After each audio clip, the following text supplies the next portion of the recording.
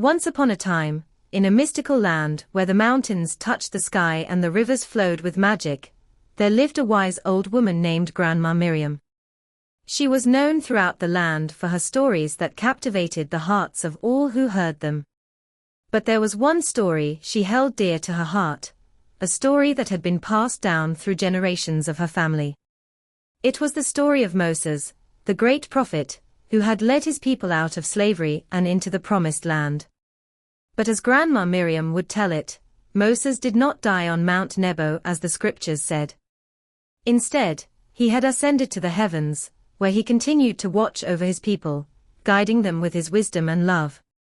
One day, as the sun set behind the mountains, Grandma Miriam gathered her grandchildren around her, their eyes wide with wonder. She began to weave a tale of magic and mystery, of a land where anything was possible and the boundaries between reality and imagination blurred. In the land of Nebo, where the mountains whispered secrets and the rivers sang songs of old, there lived a powerful wizard named Moses, she began. He had been granted the gift of 10 commandments by the gods themselves, and with their power, he could shape the very fabric of reality.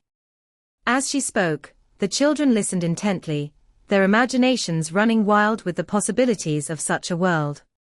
Grandma Miriam painted a vivid picture of Moses, standing on Mount Nebo with the commandments in hand, his eyes ablaze with a fierce determination to protect his people.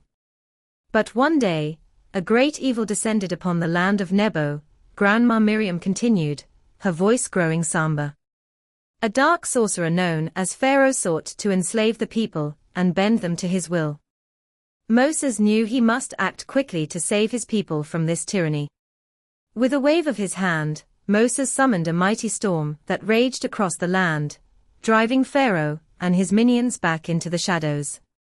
But the victory came at a great cost, as Moses knew that his time in this world was drawing to a close.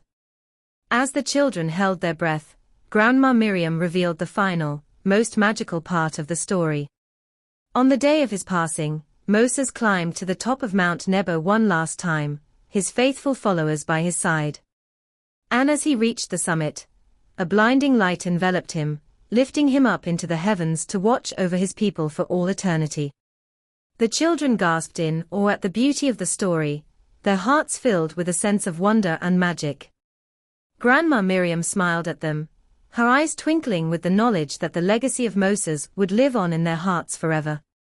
And as the stars twinkled in the night sky, the children drifted off to sleep, their dreams filled with visions of a land where anything was possible and the spirit of Moses lived on, guiding them with his wisdom and love. And Grandma Miriam knew that her tale had touched their souls in a way that would never be forgotten. For in the land of Nebo, where mountains touched the sky and rivers flowed with magic, miracles could still come true.